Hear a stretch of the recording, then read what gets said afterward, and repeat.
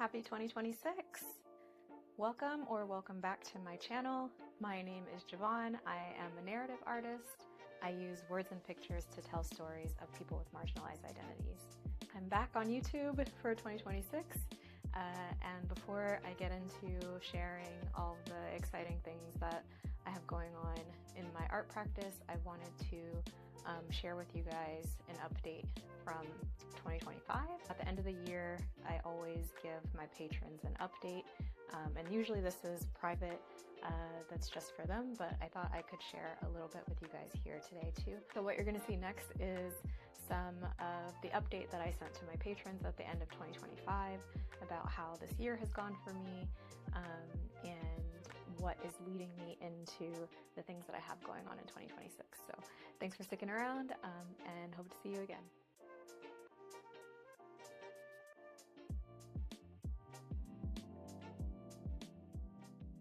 "2025 was a year of expansion for me and my artwork.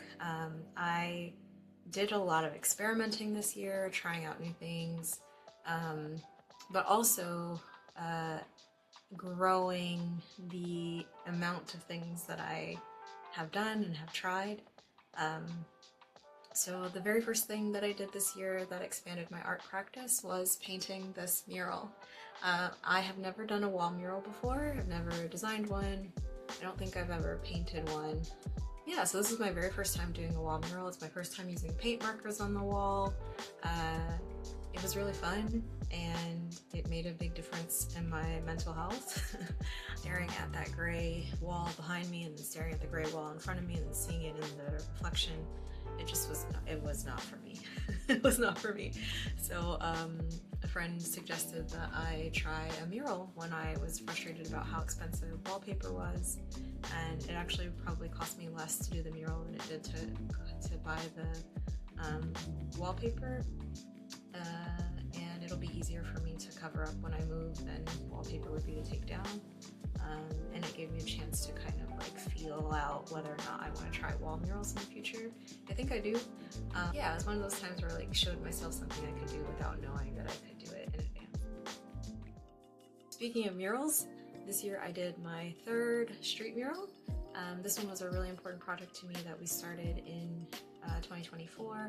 I was part of a community engagement event in West Baltimore in a neighborhood where I used to live and work, and I asked to be on the team for the design, and they said yes, and so I was able to create a couple of different designs that the community voted on. They voted on one of the ones that I liked best. We made some tweaks to the design. I was happy with the tweaks, the community was happy with the tweaks, and we installed it this year, and it is one of my best so far. I think it really speaks to me and to my artwork. I think it really speaks to the community and the history of the neighborhood, and I really appreciate when I was having those conversations with Graham during the edits. He just kept saying, like, don't make something just because you think that's what somebody else wants you to make. This is going to be your artwork, it's going to have your name on it, it's going to be your calling card, so make sure that it actually reflects who you are as an artist and your artist voice. And I do feel like it does that, and I feel proud to tell people that I've done it, and whenever somebody recognizes it and they learn that I'm the one who did it, it feels really good to hear their reaction. They enjoy the work, and it has a positive impact on the community. Another area that I expanded in this year is in self-publishing. I have self-published for myself, and this year I got to support someone else in self-publishing their work. If you find Empowered Health on any platform, you'll see my name listed after the author, Dr. Constance Foreman. And it feels really good. I have my work is on the cover of a book, it's on the inside of a book, and I have an editing credit to my name now. This year I set a goal for myself to complete 10 artworks, and I believe I completed 9 originals. I did 7 canvas paintings. Of those canvas paintings, they ranged in size from 20 by 20 is my smallest. I made a couple 18 by 24s, and then I worked as big as 24 by 36, which was really fun. So I'm figuring out how to think about the process for my works. Also figuring out how to price them more appropriately because I totally underpriced all of them. And my mom bought me a Cricut, so I got to play around with the Cricut. I made a paper collage with the Cricut. I'm hoping to use it for other media this year. Did an ink drawing of Assata Shakur after she passed away. And I think I want to do more of those too.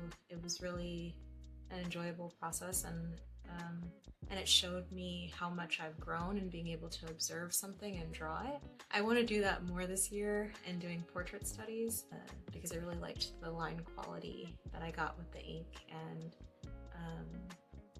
yeah, I think it could be fun. Something that I did this year that I never thought that I would be interested in doing was live painting at an event. I thought it would be too stressful. I didn't think I was good enough to do it. My line quality is not great. I don't really have a steady hand,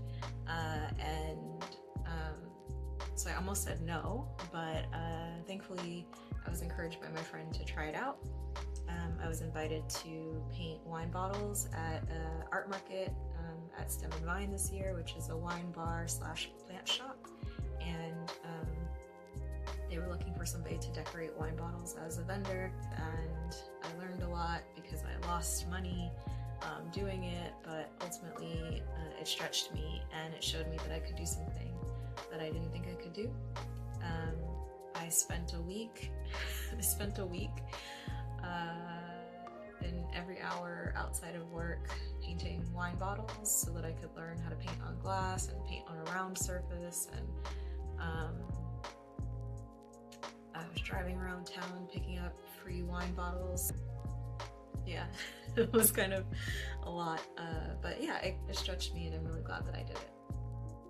Another thing that's made a big difference for me this year is making the Writer's Well a weekly option. So last year I opened the Writer's Well as an experiment in November for NaNoWriMo, National Novel Writing Month, and I really enjoyed it and thought, oh, I'll do this again, and so I opened it up again in the spring. So since maybe April, I think, yeah, we've been meeting since April every week, with few exceptions, and writing for 2 hours in the morning, and then I did another intensive in November. We have been really consistent in the way that we're showing up for our writing. Our writing is improving because we're writing so much, and I was able to get it out to beta readers, and it was received really well by the beta readers. So I'm planning to query in the first quarter of 2026. I have a big stack of books from the library that I have to read to find some comps. I'm going to be working on my letter and sending the manuscript out. And that's all thanks to doing the Writer's Well every week. So that's my 2025 wrapped. Again, as always, I just want to say thank you for your time, for your support, for your encouragement, for your love, and yeah, I look forward to making you proud in 2026. Happy New Year!